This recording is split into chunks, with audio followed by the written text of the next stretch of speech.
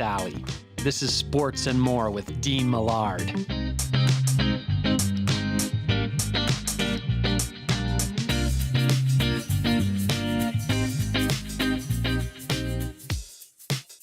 Certainly, one of the benefits of the site is built up a pretty good network of agents.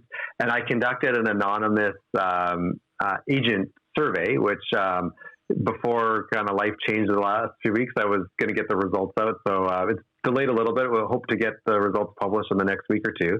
But I asked agents, I asked questions on player contracts. And one of them was, which contract do you think is the kind of the worst from a player perspective, or who is the most underpaid, right? Which is, I think, your answer. And the top answers, so this is a sneak preview of the survey results for your listeners. The top answer was Nathan McKinnon, got the most votes as the kind of best team-friendly contract, or kind of worst from a player contract. Hello there, and welcome to Sports and More, the podcast, live, well, not live, but live when I'm doing it, from the Marsh in Podcast Alley. My name is Dean Millard, and it is a pleasure to have you aboard on the program. That was Hart Levine. He is the creator of Puckpedia.com. It's a wonderful website when it comes to hockey information. We are going to talk a lot about the ins and outs of his website and why he wanted to start it. So that's what we're going with today. Almost anything goes here on Sports and More, the podcast.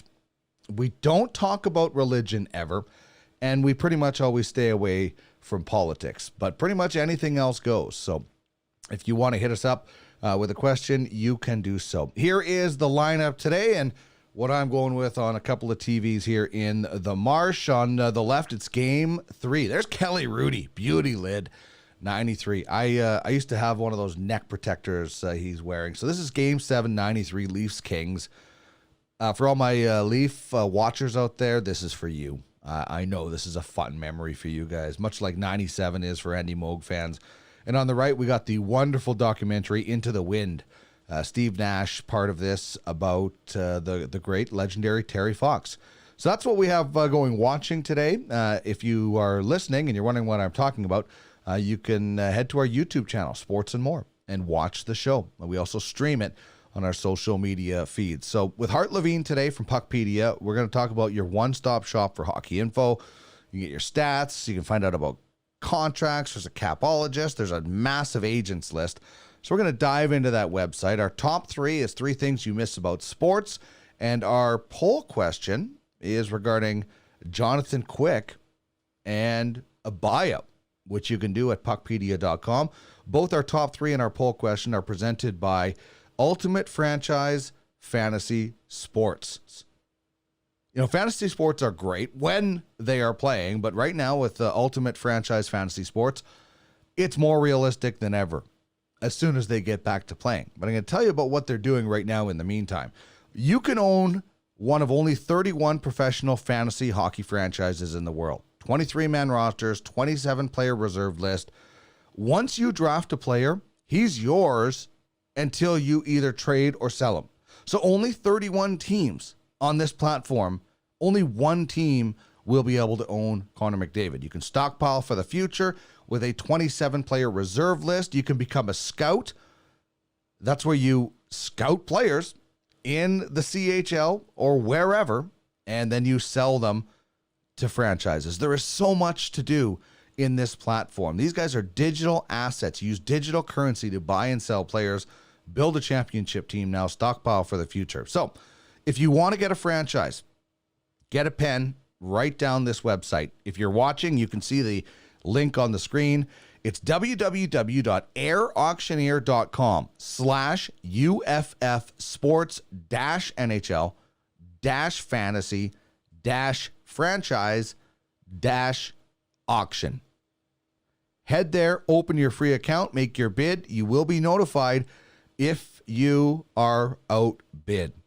But this is really cool. They also have uploaded all the franchises onto EA Sports NHL 20.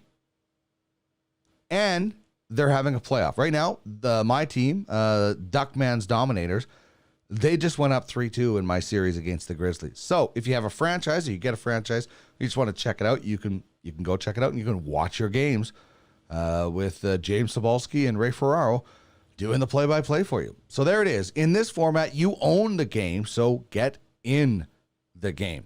Our top 3 topic is today, top 3 things you miss about live sports. You know, I'm watching right now a game from 1993, the year I graduated high school. I've watched so many classic games. There are a lot of things I miss about live sports. And I knew it would be difficult, but it's starting, the nostalgic games are starting to wear off. I don't know how you feel about what's going on right now and what you're doing for entertainment, but I'm starting to get a little bit stir crazy without live sports. I love learning and going back in time and remembering things, but I'm really wishing we had live sports. So the honorable mention I have going with my top 3 things that I miss about live sports is trash talking. Am I hot? Yeah, I'm hot. That's a crock of crap. I love trash talking, particularly San Francisco Giants fans. But I love trash talking, man. No matter what it is, I love giving it, and I don't mind taking it back. Like all people, I'd rather give it out, but you got to give and take to be a good trash talker. So that's really the one thing I would like to be able to do again. You know, I can still trash talk my friend Jack Cookson at Pro-Am Sports because the Giants do suck. You know, I love baseball, hate the Giants. So number 3, I'm going watching 3 games at once. And if you're watching, you can kind of see my setup. I got 2 TVs, but what you can't see is the chair to the left where I can hook up my iPad holder to it, and I can watch a game on there. So Sundays in the NFL is a lot of fun. So I miss watching 3 games. Sundays, what I do is put 2 games that involve my fantasy lineup, and then I just put on the Red Zone with Scott Hansen and just watch that. So I miss watching 3 games at once. That leads into fantasy sports because I watch sports now more than ever. Over my fantasy teams and the players on my teams on the Ultimate Franchise fantasy sports platform. I'm always checking in every night because every night you have guys playing. So I miss fantasy sports, really. And the thing I miss the most is the first round of the Stanley Cup playoffs. It's the best. It's the best of sports. I know Game 7s for the championship final are great, but the first round of the Stanley Cup playoffs is not like anything else. It is absolutely awesome. So there you go. You can find out more details on the platform at www.uffsports.com. That's Ultimate Franchise Fantasy Sports. We will be doing one-timers with Hart Levine coming out later this week, getting to know him and his sporting life. Reed Clark from Ross Flats Vintage Sports Apparel joined Jordan Blundell and myself on the Prospects Baseball Show earlier this week. We'll have Playing Pepper with him as well. And Hattie Felthman from Square Foot Grow Systems will be joining me on the Cannabis 101 podcast later this week. We'll also do one-hitters. You can find all that information at podcastalley.ca. All right, just enough time to tell you a little bit about our next guest. It's Hart Levine, the creator of Puckpedia. Let's find out a little bit about him through the bio.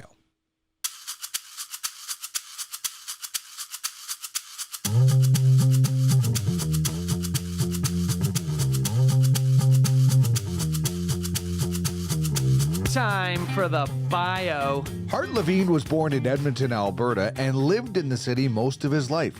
He attended Ross Shepherd High School, home of the T-Birds, and majored in business at the University of Alberta in the capital city. Before becoming a CFO and executive in the financial industry, he was a valet at the Fantasyland Hotel and a chartered accountant. 5 years ago, he made the move to Los Angeles, California, where he runs the fascinating website Puckpedia.com and is involved in the finance and executive management business.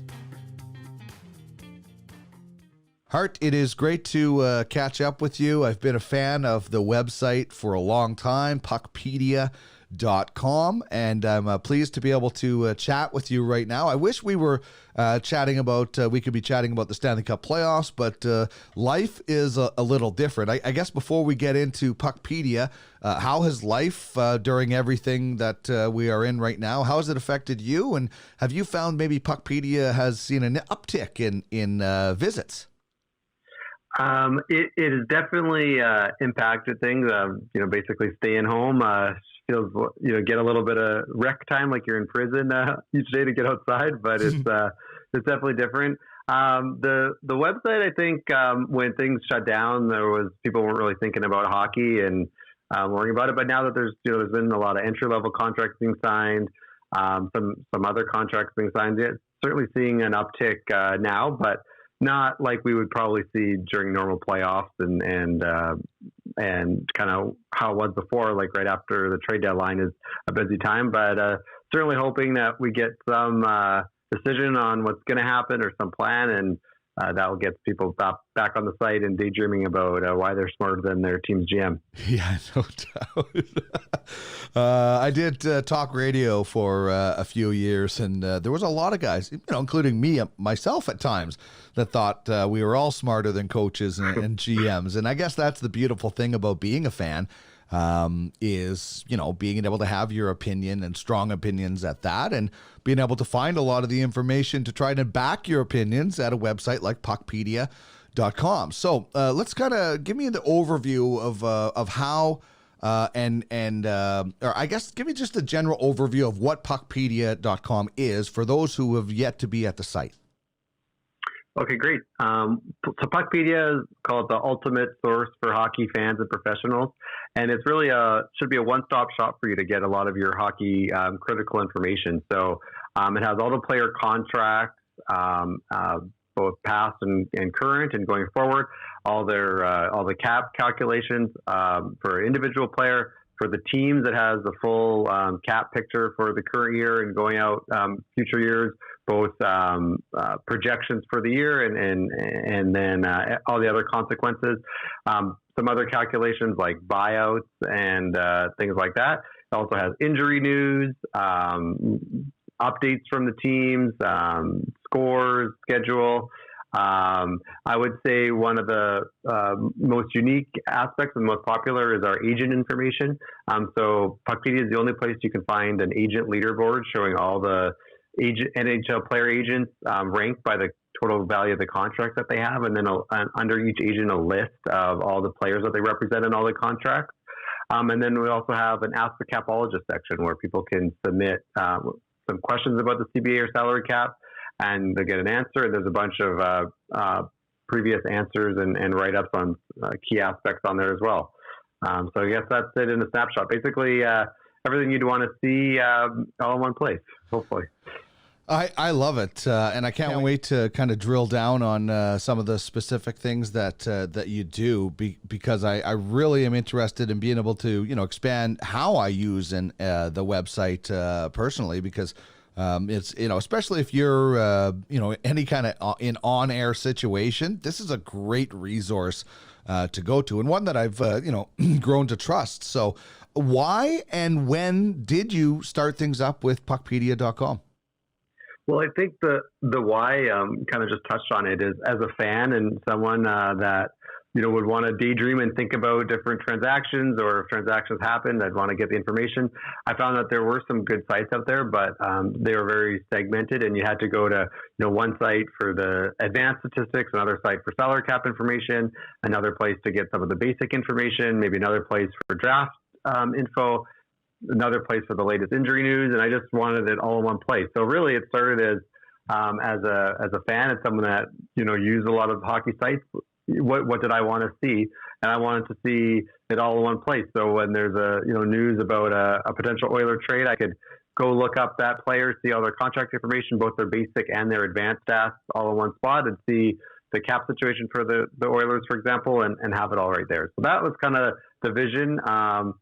Along with that, I was also very interested in the business side of the game and the negotiations and the contracts, and how as fans, we often think of it like, you're playing NHL on PlayStation and you could make whatever trade you want, or make whatever signing, but there's human beings involved in especially the relationships between the players and the agents.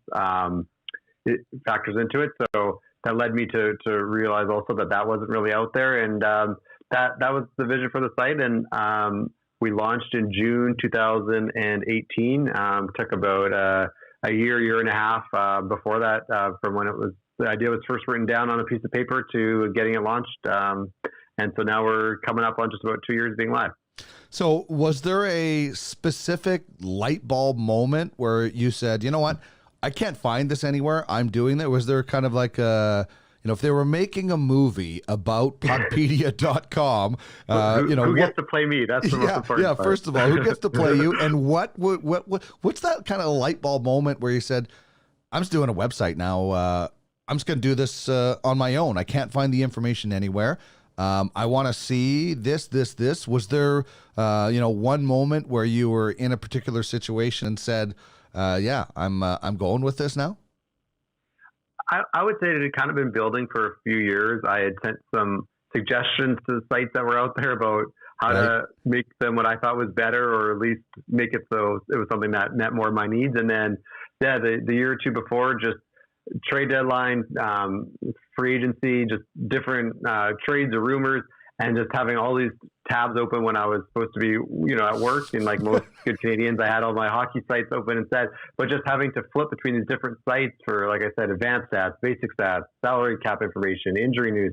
And I just thought, it should be all in one place. And then, just like little, very subtle things that I always thought would be useful, like, maybe no one's even noticed this on the site, but if you look at a player's career stats, you see that it's color coded by the contract that they were under for those years. So, like all of Connor McDavid's stats for his current contract are highlighted one color, and his stats from his entry level are highlighted a different color. Just little things like that. I just thought, there's all these little tweaks that would make the experience better for someone that wants to look up information or wants to daydream. And those were, I would say, various light bulbs, getting to a point where that one, I would say spring, I thought, okay, well, I'll just try and do this myself. Let's see what it would take. I don't have any, computer programming skills or like website development. So I started just talking to potential people, telling them my idea, seeing what they thought and what it would take to build it. And once I kind of found a good fit that way,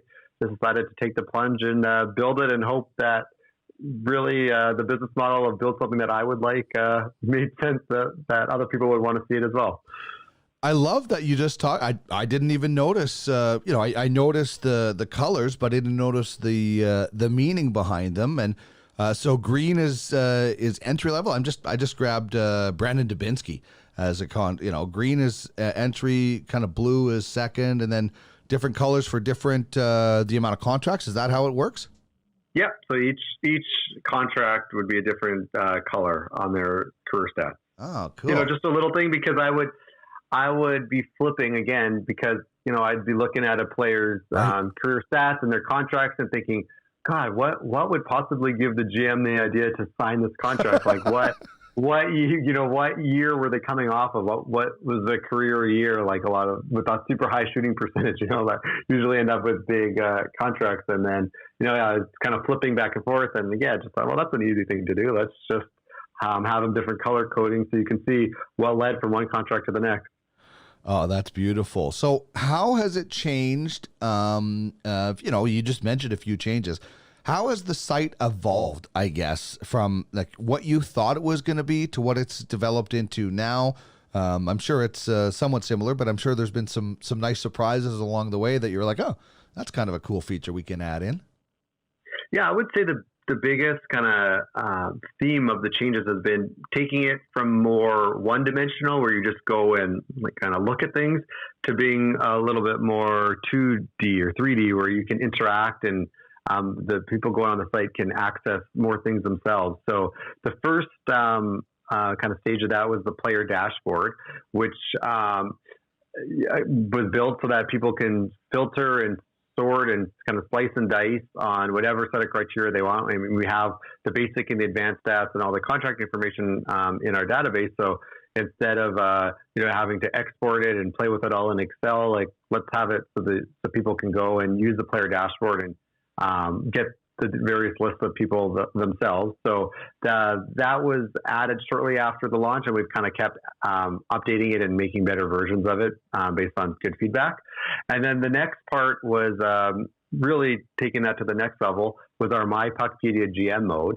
And that really started from often media people would reach out and asking, what would it look like if the team signed these players, or what would it look like if they made this trade, for both their cap situation or another team's cap situation, or like what would be a good fit for some players. So I would help the media people with some articles, and I had a sort of offline version of the site for staging and testing, like most websites have. And so I would kind of model these transactions out on my own kind of private version of the site. And then I thought, well, it's cool that I get to do it, but I think everybody would like to have their own version of a salary cap site where they can make whatever trades, signings, calls that they want. And that led to the My Puckpedia GM mode. So there's a button at the top right of the page for it. And if you click on it and set up an account, you can go in and basically just as I described, it's your own personal sandbox salary cap site, and you start with the current live site, and then you can go and make transactions and not just see one trade or one team, but you could see how it affects every team or any team that you want to look at, and build out your roster or a bunch of teams, and you can share it and take snapshots, and then when you're kind of bored of that and you're ready to pull in the live information, you just hit the sync button and it will kind of wipe out everything you did and bring the up-to-date live stuff from the real site. So that, I think, was the biggest, most exciting change, was to have it way more interactive and allow people not just to go look at kind of the real Puckpedia with real NHL information, but to also put their GM hat on and have their own personal version. And going forward, I think that's an area where we'll really focus on building out more and having more features and ways of utilizing that functionality. That's so cool. And I want to explore that as we go, because that really allows you to say, like, not every trade is agreed upon that is proposed, but sure, you can say if this trade went through, kind of play the butterfly effect almost of Exactly. of what would happen. You know what I love also about going back to the color-coded aspect is that you separate a player's draft year from the rest of his stats. I mean, the amount of times when I was doing show prep and I'm looking for information on a guy, to be able to know that in his draft year, maybe this is why this guy was such a highly touted draft prospect, because he shot up, or maybe this is why a guy dropped because his, it's just amazing to see. I'm looking at Mitch Marner. And you've got his draft year at the Holinka Gretzky with London, at the U18 development camp, the OHL All-Stars. I mean, there's a lot of information all in one spot, and it's a great way to make it a one-stop shop, being able to separate it like that instead of having to flip back and forth all the time. Yeah, again, the one-stop shop for having it all on one site, and then even within that, try to have everything on one page. That's really been kind of the guiding idea for the site. So let's talk specifically about the player segment and aspect that you can do with this. When you click on players, you've got the dashboard, the buyout calendar, the entry-level slide tracker. Let's talk about some of these features. Yeah, so the player dashboard, we touched on that a little earlier. So that's really a way to take any of the player information that we have on the site. So basic stats, goals, assists, points, and then some advanced stats. So like their Corsi and their expected goals or dangerous Fenwick, their goals per 60, points per 60, all of those relative to their teammates. Take all those and then combine with their contract information. So things like their cap hit, their current salary, when are they eligible for UFA, what kind of a clause do they have, who their agent is, and have that all in a place where you can then either filter or sort and kind of slice and dice on any of those criteria on any year that we have on the site. So, and a simple example is, you could just click on, there's a link to get there faster, but look at the upcoming UFAs. You can click on the UFA link there, and that's all it's just doing is setting those filters for a contract that ends this year with a status of UFA. And you can see all your UFAs, and then within that, let's say you want to look at who has who has a Corsi over 50 and who has points per 60 over 1.1 and things like that. And you could slice and dice it and get there. Or you could take a different approach, and let's say you just want to filter on Oilers and look at all their basic and advanced stats, kind of all in one place, and their contract status. Look at the upcoming Oilers RFAs and UFAs and compare their stats and information. And also, I like to use it on the agent side. I mean, we have the agent leaderboard and the agent pages, but using it on the player dashboard, you could look at like UFAs by agent. That's a good way to see if there's some agents that have several of the top UFAs or RFAs and how they might be kind of controlling the market in the upcoming year. And one of the biggest, I think, features that I find so cool, and I actually made it our ultimate franchise fantasy sports poll question this week, and that is about buyouts. I think the buyout calculator is so, you talk about being a GM, this is kind of what they are looking at as far as how much is it going to cost me over how long? And our poll question is, would you buy out the final 3 years of Jonathan Quick's deal at a cost of $1 million for 6 years, which I found out at your thing? 60% say yes right now. So most of them in favor. I mean, you could go and find out how much it would cost to buy out Connor McDavid if you wanted to. It's just so... No, that's not allowed. No. You get buzzed by your computer. Yeah, if you try that. Yeah. Oh, that's brilliant. Yeah. But, just the buyout aspect is so neat to play what if, right? Yeah, so I think that's a great point, and Quick's a good example.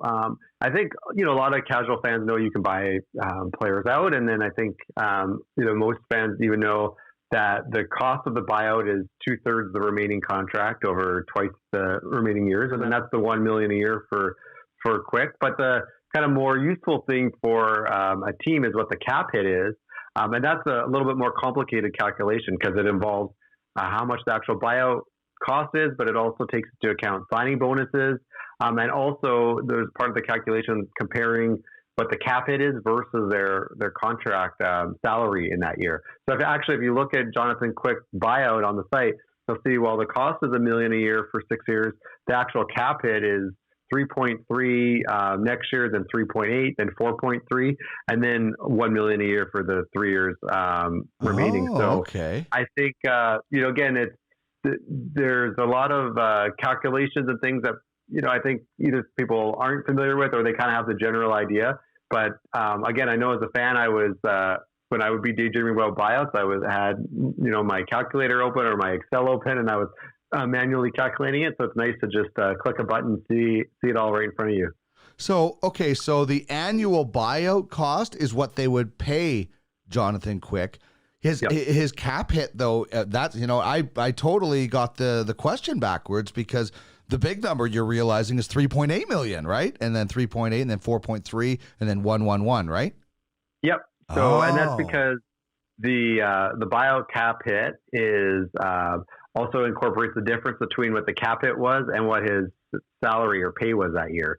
So he has low pay the final 3 years, 3.5, then 3, then 2.5, but his cap hit was 5.8.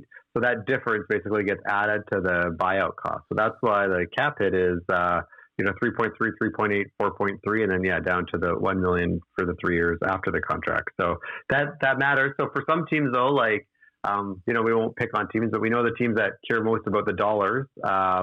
And so that buyout cost line is probably the most important. But for most teams, it's the cap hit that matters the most. And that would be the line that they'd be paying most attention to. And so that totally changes things when you look at what you're actually. You're right. When you're a team, you might be worrying a little bit about the buyout cost that you're going to be paying. As a fan, you're just like, how much is this on our cap and how do we get It's rid not our of it money. as Yeah. fast? Yeah, it's easy to spend somebody else's money. So, Yeah. is there a player? I don't know if you track the most searched player for a buyout? Yeah, I'll give you a guess who it is. Milan Lucic? Yep, you got it. That was an easy one. Yeah. I looked at James Neal too, and then I'm like, but he's going to have 20 goals if they were still playing. So that contract. But Lucic has to be the one that everybody kind of searched for. It's kind of the Rick DiPietro poster boy of bad contracts right now, as far as teams not getting the production for the player. I still think Milan Lucic can play in the NHL, but we always measure it against their dollars and their production, right? Yeah, and the thing that makes me laugh is July 1st in free agency. After some contracts get announced, I'll look and see, what pages are popular that people are on. Yeah. And invariably, there'll be contracts that were like literally just signed and people are already looking at the buyout cost. That always makes me laugh. One of them actually was Ryan Reeves a couple of years ago. And it just reminded me of that because now there's talk about him signing an extension. But that was one for like the 3 days after his buyout page was very popular and after he signed the contract. But back to the Lucic Neal, I mean, when that trade was made, to me, that was one of the most critical parts is if you just compared what their buyouts would be after this season. I mean, Lucic is, as we talked about, the signing bonuses still count against the cap in the buyout. So Lucic, it doesn't really provide you any value to buy him out. Whereas James Neal just has a steady set amount of salary each year. And so if you compare the buyouts, like, Neal, certainly there's an argument and you could handle a buyout if he wasn't living up to the contract, where Lucic, you can't.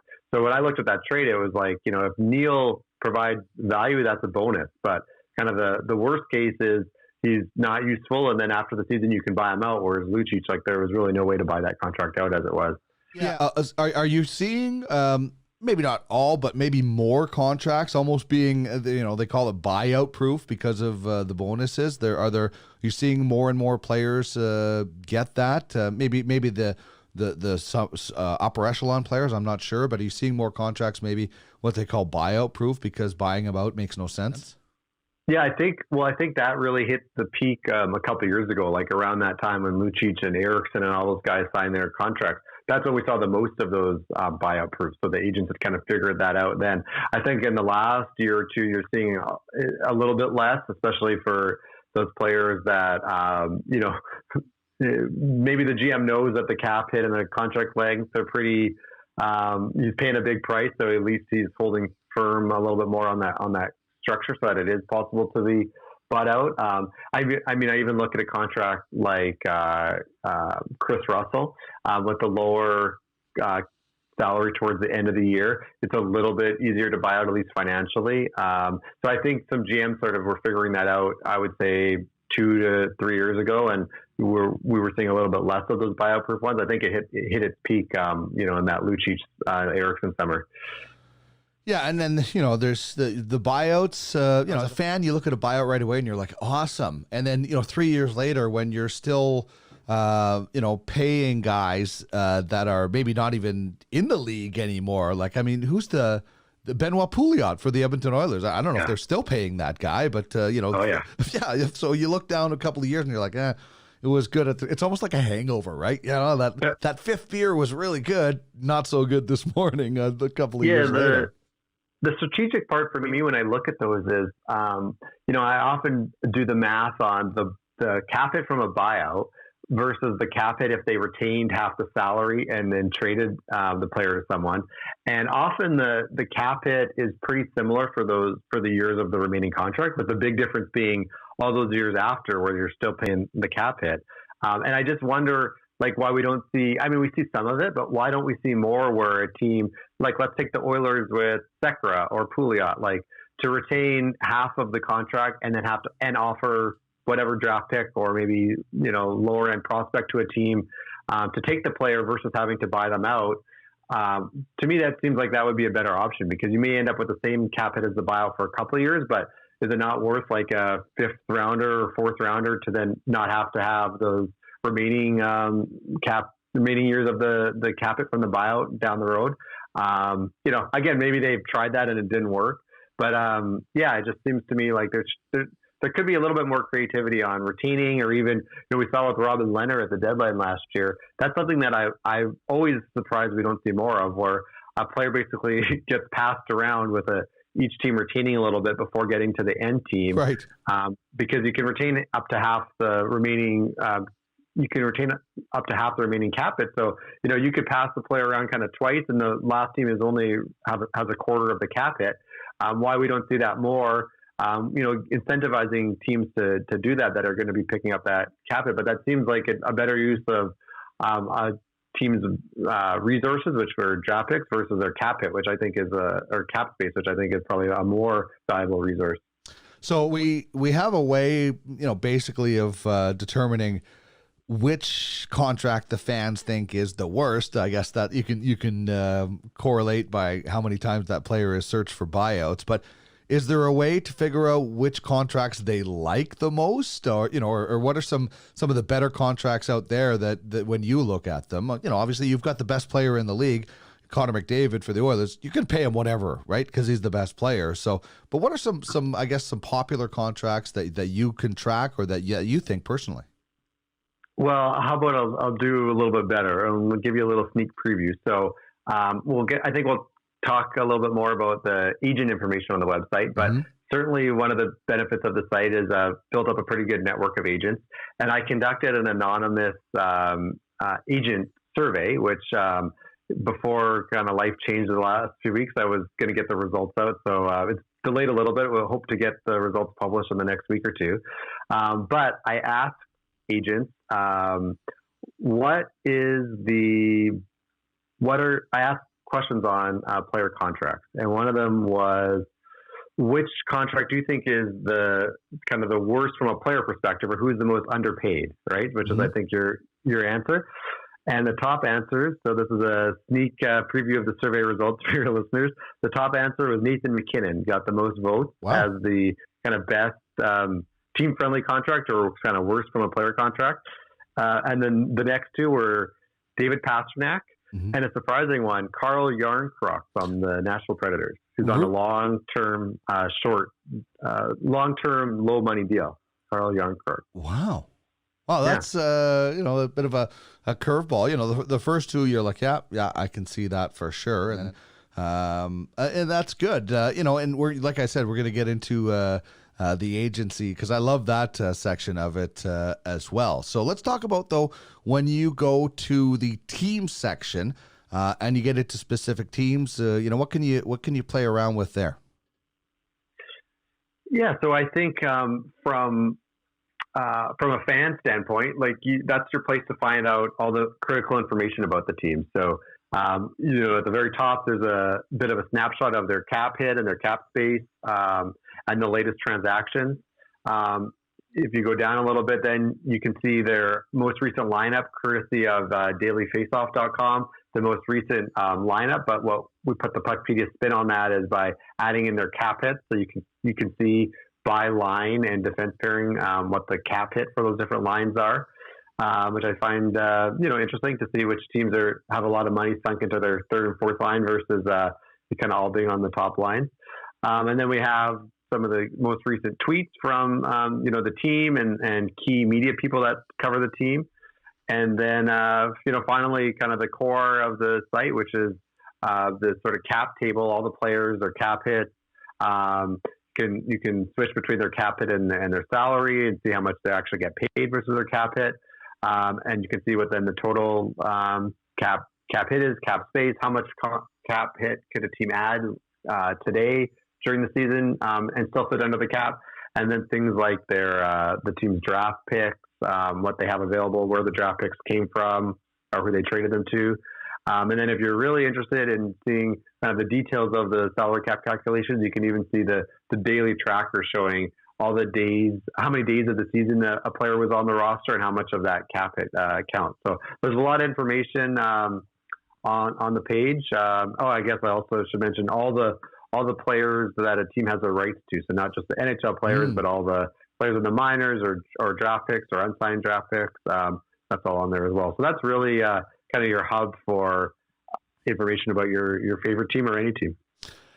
I like that you can go and look at guys that are in the organization, as you mentioned, too. One thing I forgot to ask you about in the player section, and that's the entry-level slide tracker, which can sometimes be difficult to figure out for fans and stuff out there. So can you run through that? Yeah, so that is certainly useful to understanding why teams make decisions with players, and then just also what their future cap hit might look like. So if you go on that page, really I'd say the most critical part is just at the very top. It explains the rules for slides. And it's basically if a player is on an entry-level deal and they're 18 or 19 as of September 5th, then that contract can slide if they don't play 10 NHL games that season. That's really the kind of the core of it. And then there's the one exception, which actually is pretty useful for Evan Bouchard, which is a player that signs an entry-level deal at 19 and then turns 20 before December 31st. That is not slide eligible.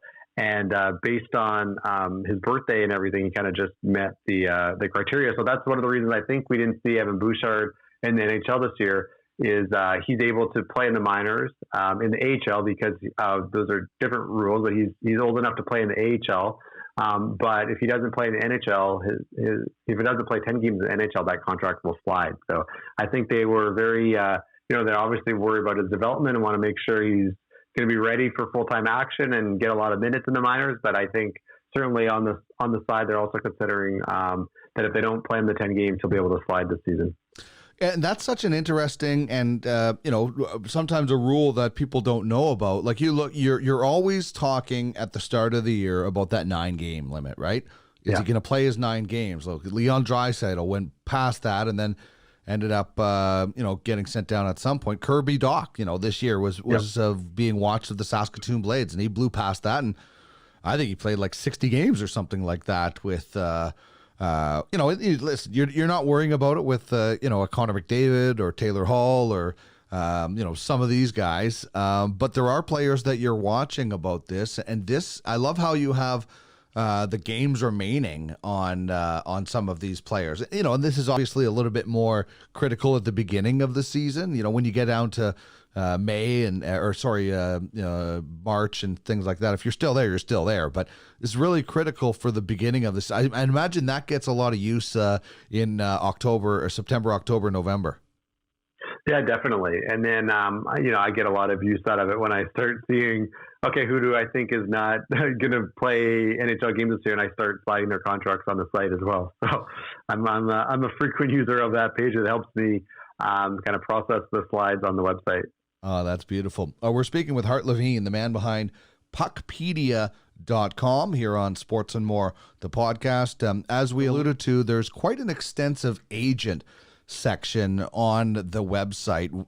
First of all, what made you want to add this? And was this maybe one of the trickier things because you had to track all this information down yourself? Yeah, definitely trickier and harder to kind of get updated and keep updated, but probably the most rewarding part of the site because it is the only place that I believe has this information.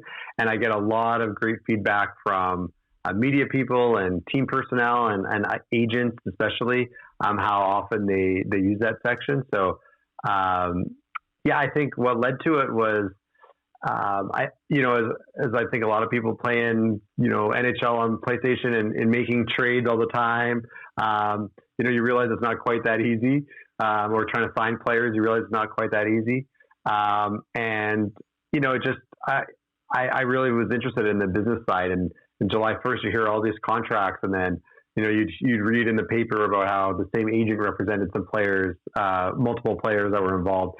For me personally, growing up as an Oiler fan, some key storylines that involved agents. One was the Mike Comrie, trade demand and repaying the signing bonus and everything instead of getting Corey Perry.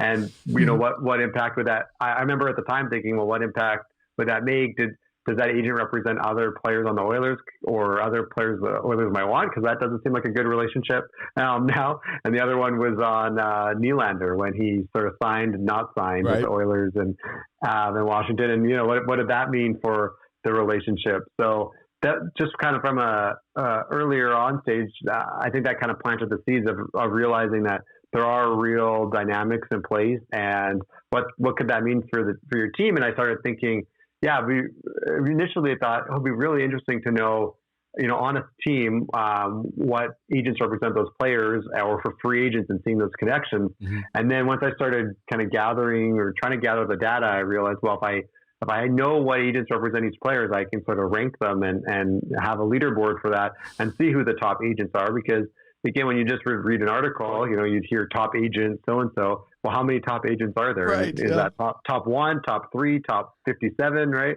And that led to me gathering it. And, really the leaderboard is what helped, I would say, accelerate getting the information, because once I started ranking the agents, then they were much quicker to get back to me or even reach out, letting me know who I was missing and or changing, for their new clients, getting it on their page so they would get credit for having as many contracts as they do.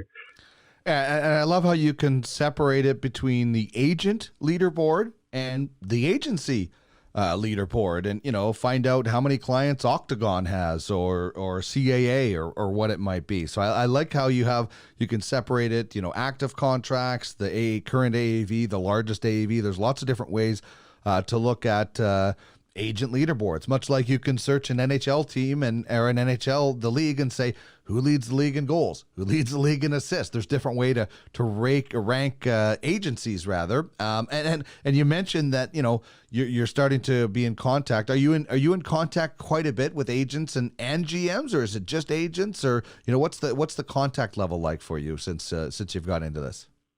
Yeah, definitely have quite a good network now of agents. And then with teams, different members of the offices, generally it's like an analytics person or someone in hockey operations. But it's been good. Again, a lot of it starts with, from an agent standpoint, I'm looking for some information, or they want to make sure that I'm giving them credit, and then it kind of builds from there. And then the feedback that I'm getting from team personnel and agents is, which is very rewarding, is that they like to use the site to just kind of manage their day-to-day hockey information needs. Obviously they have a lot of the information through their NHL and NHLPA databases, but I'm hearing from them that, the way that it's organized and presented and to navigate, they prefer to use the site. That it's super rewarding and feels good, and it's been really kind of fun part of building the site, and is building those connections, hearing some of the stories, and getting to know some of the great people in hockey. And it's cool. You can do past history of players, things like that. For those watching, I've got my Yarmer Yager mullet t-shirt on. So if you want to find out past history of some NHL contracts, I think that's a kind of a cool situation too. And the NHL teams, they all have capologists, and you have an Ask the Capologist section on there. So are you the capologist? Tell us about what we can do. Do you just submit questions like you're asking Santa for presents in December? Exactly. Yeah. So the original idea for the Ask the Capologist was sort of a little secretive. We have a little logo of kind of a secret guy with a hat and trench coat, but I think the secret is sort of out. So basically, people submit questions, and then either I answer them completely on my own, or I do get support from some NHL capologists or from some agents, especially some of the bigger agencies. They kind of have their own in-house capologists, sort of, trying to outsmart the team capologists. So have a good network of people that help and support those questions. And the sort of best and almost worst part is when I get questions that are really good and stump me, and then it's like, well, I can't just answer this. I got to go down, do a bunch of research and write it all up. So it certainly takes more time, but that's kind of fun to dig a little bit deeper, or have to drill a little bit more into an aspect of the CBA. But I think, for hockey fans, it's, most hockey fans now, part of being a fan is what should the team do, and what are the moves that they're making, or who's giving good value on the team. And So to think in those terms, you have to have some basic understanding of the salary cap in the CBA. And it can be really intimidating, I think, for some fans. And so the idea here was to have a bunch of information out there as a resource. People can go and look it up, and we have the past questions all listed there. And if you scroll down, you see some topics too, where we wrote up kind of key information for you. But if you don't find what you're looking on there, having a sort of a safe place to submit a question and get an answer, and a lot of fans take advantage of that, and whether it's to settle an argument or they're curious about the information. And then if it's something I'm seeing that several people are asking, then I post it up there so other people can see the answer too. Is there, I don't know if that's the most popular question, but most popular themed questions that you get from Ask the Capologist? It really goes with what's happening with current events. Sure. So last summer, there was a lot of, how could the Canucks get out of Louis Eriksson's contract? Mm-hmm. Could they sort of deploy him to the moon, or what could they do to have to deal with him? Could they send him to Europe? All questions like that. There's a lot of that time of year. There's lots of offer sheet questions, buyout questions. But they typically revolve mostly around underperforming players and how to get rid of them, and then teams that are really tight on cap space. What can they do? A lot of LTIR questions, which is could be a whole podcast on its own, how LTIR works and all that. But a lot of LTIR questions, especially when the kind of more popular teams are dealing with it, like the Leafs and Canucks and teams like that. Yeah, we'll have to do another episode of LTIR because that can be really confusing. Is this, it sounds like you're, kind of into salary cap and numbers kind of before this all started, and obviously you have a passion for it. Is this anything you can maybe spin into a job? Would your dream job be doing something like this for an NHL team? Yeah, I certainly, that's an area. Before I had the site, I was kind of my friend's go-to capologist and the office capologist. It's something I'm super interested and passionate in. I've been fortunate enough since building the site and getting to meet some people. I have been able to help some agents and teams a little bit on some projects or things that they're considering or looking at, and I find that super exciting and rewarding. Nice. And ultimately, maybe. Regardless of the side, the team or the agent side, that might be something of interest, but it's certainly something that I find interesting. My background of what I took in school is finance and accounting. So, I'm good with spreadsheets and modeling and forecasting, and it's a lot more fun doing it for team cap hits and cap space than, profits and things like that. Well, it's amazing to see the evolution in hockey management, I guess we'll call it. When I was growing up, and I'm a child of the 80s, so there was no, there's no cap, but there was no data analytics positions when the Oilers were winning cups. And then you see how it changes. And I love Dave Tippett coming in this year saying, I've been doing analytics for a long time on my own. So it slowly started to evolve and become a little bit more public. And I love how we're seeing all the people that were involved in this getting hired by NHL teams. It seems like the league, certain organizations are a little bit more open to, you don't have to have worn the jersey or worn skates in the league mentality. I think it's just an evolution. You can look at other sports because in a lot of ways hockey is sort of behind some other sports, especially, I think the most key one is when they got a salary cap, like baseball and football. And basketball had salary caps way before hockey. And if you look at the evolution there, that's really led to less former players only being GMs. And then within those front offices having, they kind of go from having nobody responsible for the salary cap management or analytics. So then they have one guy does it, to ultimately in those sports, there's huge, they call war rooms of, people of all different backgrounds, statistical, lawyers, accountants, management consultants, all kinds of skill sets that could possibly help. And I think when these businesses are, the NHL is obviously a huge business. We hear about the billions of revenue and all this stuff. Each playoff game is worth, tens of millions of profit and revenue to hire a few more couple $100,000 of payroll makes a lot of sense of the impact that they can have. And again, I think we'll just see more of that in hockey. So the first step was hiring one person to do kind of all those roles. Now you see more of a couple analytics people and like a capologist person. I think the next wave would be like those other sports where there's several people in both those functions working with the GMs and having more GMs that aren't necessarily former players or were like former stars. Not to say that those people can't be good GMs, but you would think that might be the exception versus like kind of the requirement. Because if you're fishing from a pool of former NHL players to be in those roles, that's a pretty small pool versus sort of fishing in a pool of all the top smartest people in the world. Seems like a much better way to find the best candidates. And then, you look at like a GM position, that really to me looks like it's a management job, right? Like it's an executive management job. You have to be able to evaluate talent and all that kind of stuff. But I would think if you hire a person that's really good at running and managing an organization and identifying talent, you could hire underneath them like great scouts, great analytics people, great capologist people.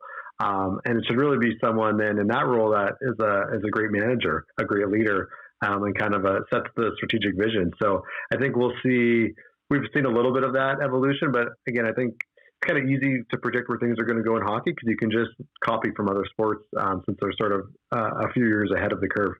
Well, great GMs, in my opinion, surround themselves with smart people. The ones that are not successful are the ones that either hire yes men or try to be in control all the time. And I love being the dumbest guy in the room all the time, and that's not hard to trust me. I can easily be the dumbest guy, but I just love being around smart people, and smart GMs rely on the people that they hire, good or bad. I mean, listen, I think Bob Green is a really good talent evaluator. Was he the determining factor in the Griffin Reinhart trade? Did that one blow up? Not everybody is going to hit a home run all the time, but still, I'll give the Oilers credit if the stories are true that they relied on Bob Green for his evaluation. Did he get it wrong? Sure, but he relied on him, and I don't think Bob Green is a dumb hockey man. So the smartest people, the smartest GMs out there surround themselves with good people, I think. Yeah, and I completely agree with that. And like, if you have someone that's a great talent evaluator, like, Keith Gretzky has a decent draft record. So then why would you, again, maybe Keith Gretzky would make a great GM one day, but it didn't make sense to me in the summer. Like, why would they take him out of that role to make him the general manager, right? You're not only, whether you think he's the most qualified GM or not, that's a different debate, but you're now, regardless, he's now not going to be able to be as involved in talent evaluation as he was if he was just focused on that, right? So, I think the best GM candidates are someone that have some skill in all those areas, but recognize that there's people that would excel in those areas if they focus 100% of their energy on it. And then the GM can kind of manage everything from up top and kind of move the pieces around the board instead of also trying to be responsible for areas. All right, let's chat quickly about the draft and fantasy sections at the site. People are always excited about the draft, particularly in Edmonton over the years because they had so many high picks. Just the amount of draft shows Guy Flaming and I did, and our show got so popular leading up to the draft because Taylor Tyler and whatnot. But fantasy is also a huge impact. It's a big part of my life. One of the things I'm missing right now about live sports. So tell us what we can expect on the draft and fantasy sections. Yeah, so draft is listing the historical drafts, and you can see who was picked, and you can see their stats, career stats. You can also see some of the trades that were involving those players, and then you can see going forward, if you actually go to the draft pick section of a particular team, you can see sort of a recap of what happened to all their future picks. So you could see, like where that third round pick got traded. You can see where they got a fourth round pick from, and the details of that trade, and the kind of history of the pick. So I find that quite useful. And then the fantasy tab, that's linking to our friends at Daily Faceoff that have some really good tools. And as we talked about on the Puckpedia team pages, we're pulling in the daily fantasy lineup, starting lineup information, and adding the Puckpedia cap information on there. And on the daily face-off pages that we're linking to under the fantasy tab, they are pulling in the salary cap information as well, so that you can look at player pages on daily face-off or some fantasy tools, and you can see what their cap situation is.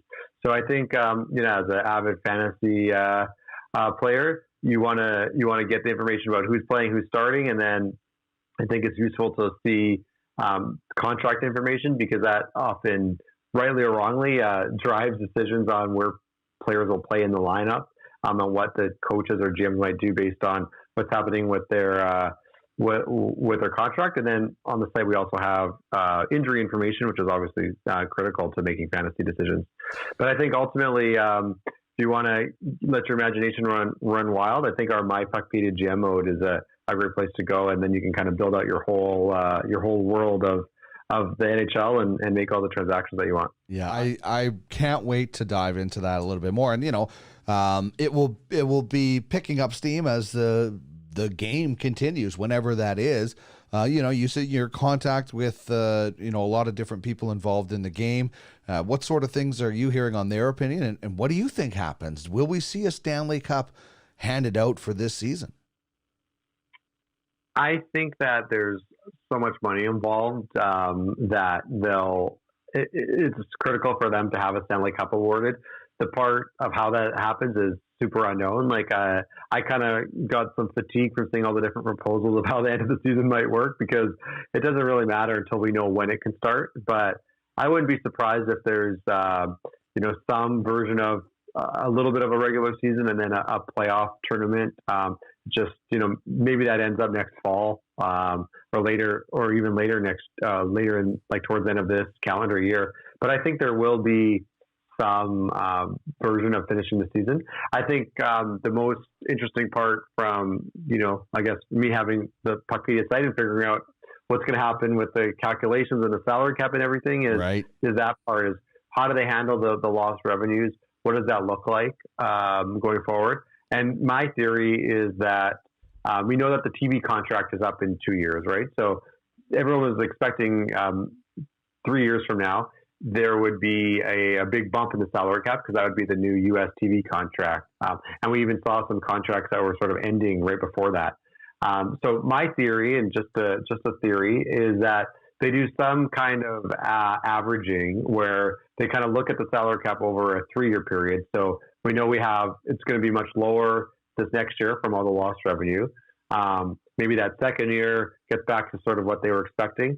And then that third year will take a big jump. So instead of having it, go down a whole bunch in year one, come up in year two, and then a big jump up in year three, they look at it sort of as a whole and average it out. And maybe they even take longer than 3 years if they're able to sign a CBA extension for longer.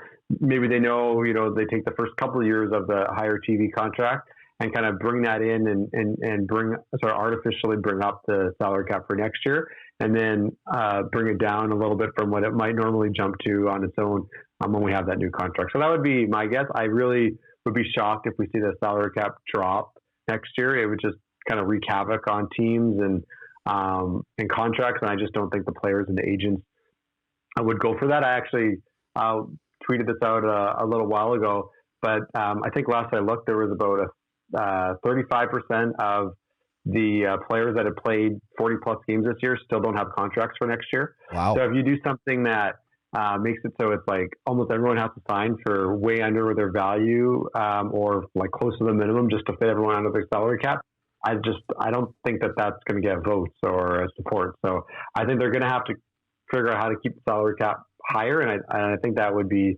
some version of bringing in those future increase in revenues from the new TV contract into the next couple of years.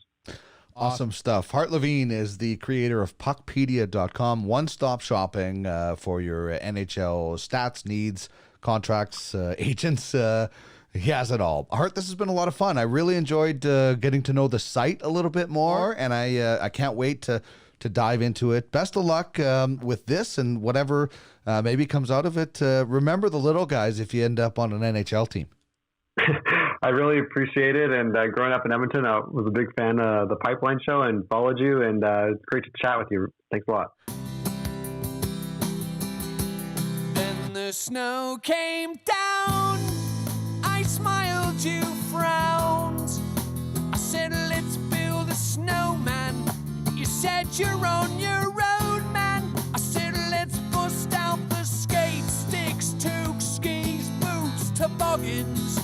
You told me all downtrodden, I'll be in my room. All gloom and doom, just because the snow came. This is the Sports and More podcast with Dean Millard.